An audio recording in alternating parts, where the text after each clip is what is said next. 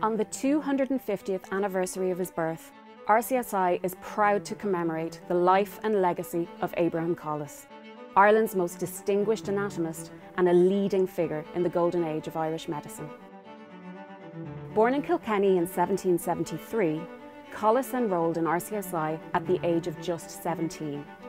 Here he attended lectures and dissections while gaining hands-on clinical experience as an apprentice at Dr. Stephen's Hospital.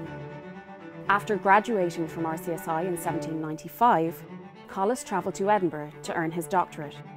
He came back to Dublin 3 years later, and after a shaky start, his career took off when he returned once again to Dr. Stephen's Hospital, this time as resident surgeon rather than apprentice. Colles was soon elected a member of RCSI, rocketing through the ranks in the years that followed.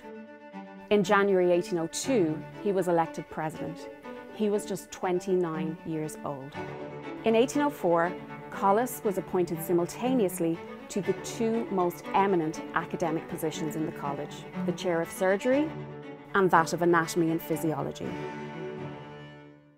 Thanks to his brilliance, RCSI saw its student numbers quadruple in the space of a decade. This brilliance is evident in a slim volume Colles published in 1811 called A Treatise on Surgical Anatomy. In his treatise, Colles argued that the accepted, centuries-old method of teaching anatomy was fundamentally flawed. Here we are in the anatomy room of RCSI.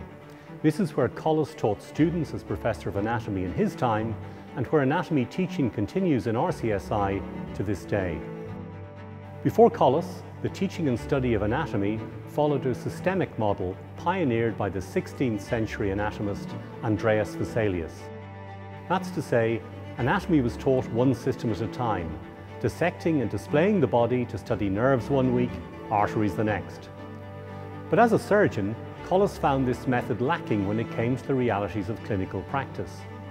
He compared it to taking apart a watch and describing each cog and spring in meticulous detail, but without ever saying a word about how they work together to tell the time.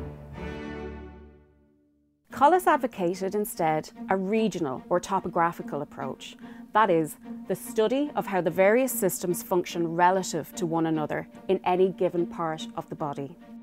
This had an immense influence in the medical world, and Colles's model of regional anatomy remains the preferred approach in medical school curricula the world over.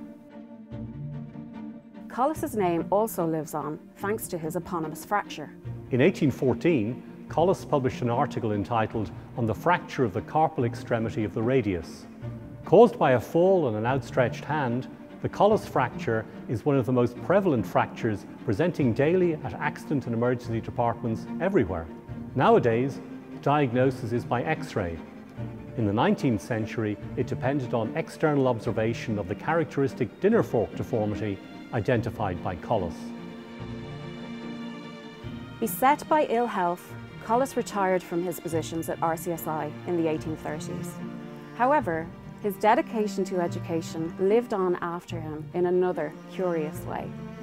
In the last great act of his medical career, he requested that a post-mortem examination be carried out on his body and the results published for the benefit of the medical community.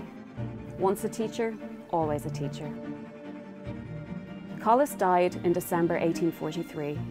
A funeral procession, led by the president of RCSI, followed his coffin on foot from Stephen's Green to his final resting place in Mount Jerome Cemetery.